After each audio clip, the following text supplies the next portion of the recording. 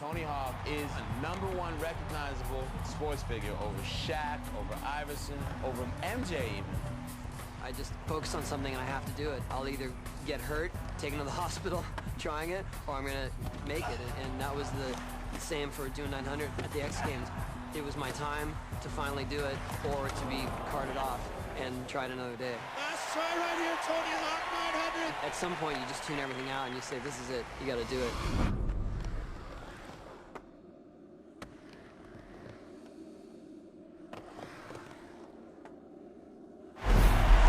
Literally, Pier 30 shook, and we felt the ground swell. I wasn't sure if it was an earthquake or somebody out there doing something special. That moment was probably burned in most of our minds forever. There's just been a general push for that trick to be done, and once someone does it, it's like there's sort of a collective rejoicing. First time I ever saw a loop was in a magazine when I first started skating, and it was a guy named Dwayne Peters. They built a full pipe and then an entrance into the full pipe, and there was no exit. It had a sequence of him falling and breaking his collarbone. We built one for an Airwalk ad about 1995. I made a full pipe, and the exit was too far away, so I could never cross that section of the pipe and make it out. A few years later, we built one for our Birdhouse video. It was a track that went into a loop, just like a Hot Wheels track. And that was the way to do it, because if you made it around, you made it out. They built one for Jackass, and that one was 16 feet. All the other ones we made were 14 feet, so it was a little harder because it was bigger and you had to stick on the wall long. And I ended up flying out of the side and ripping my shin open. I would go around and you know, I just end up slamming into the ground, and then I'd feel a mat fall on top of me, and I was like, a little late, guys. I always get hurt somehow along the way of learning it. Every time you approach it, you're not really sure. Even Bob, who has one in his backyard, still misses it sometimes, so. 5 reasons to remember. Maybe, lovely, it's new and it's just the same. H-O-P-E radio. The stairs outside your picture frame. Welcome to your paradise. Fuck, I can't do it. Wow. You okay?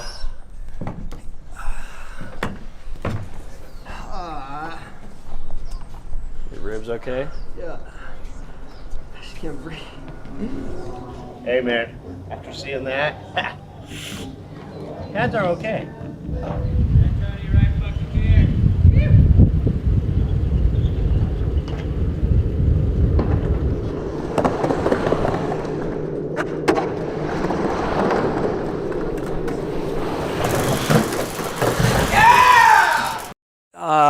Am I looking forward to this? To be honest, when I realized that this got the green light and that Sony's behind it, I had intense anxiety for 2 days straight. I couldn't stop thinking about it.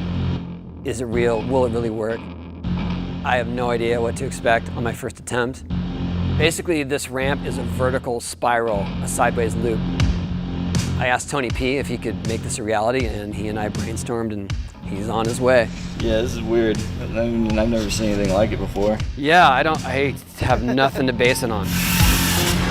It's definitely different, you know? It's tricky. The main thing is, like, how am I gonna brace it?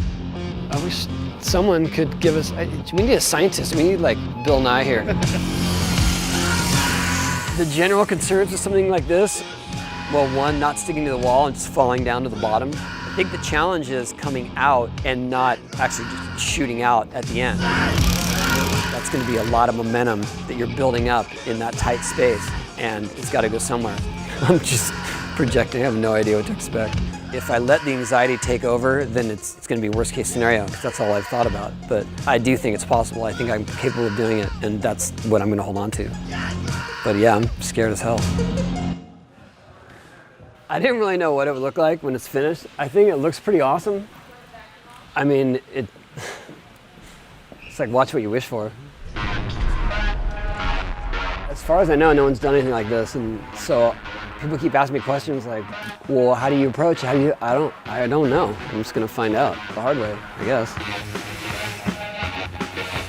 It feels like the first time I tried the loop. Like I just walked up to it and it was like, holy shit, what have I done? But I'm up for the challenge.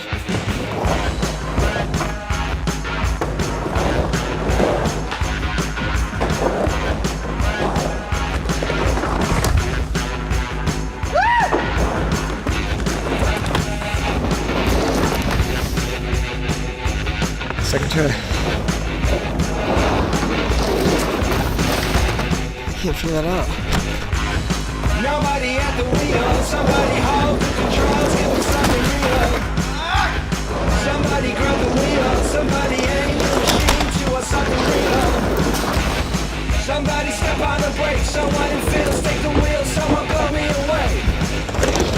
Something to give me the shake, somebody real take the wheel, get me out of this place.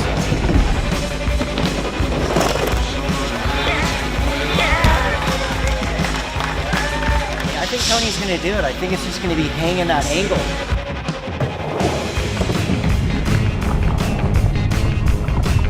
That was like a half head slide, knee slide. But hey, I didn't have my hips, so success.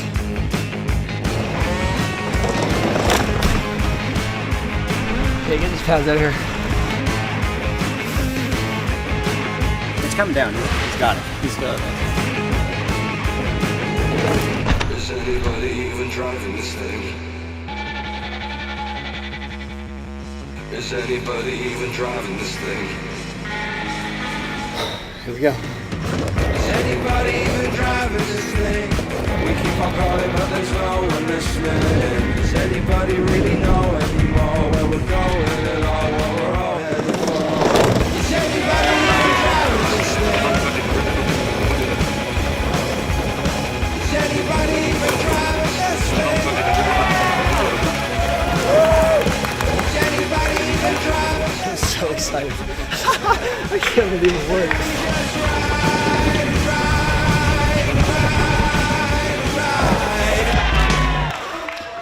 Alright, today is June 27th, 2016, and it is 17 years to the date that I landed my first 900 at the X Games in San Francisco. A lot has happened since then in my life. I mean, it's been the craziest roller coaster ride, and it really was the apex of my competitive career. And so I'm gonna try 900 today because I feel like I can, and I never thought I'd be doing this at my age when I was young. I really didn't think that was a possibility, but I'm still going and keep going till the wheels fall off, I guess.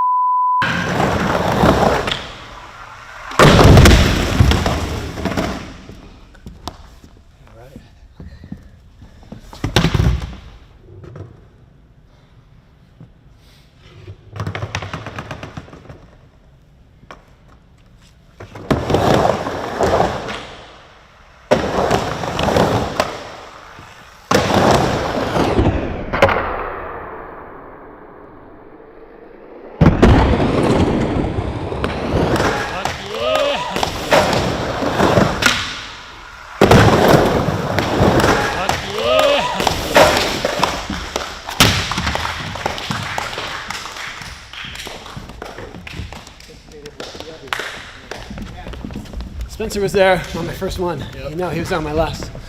Bye.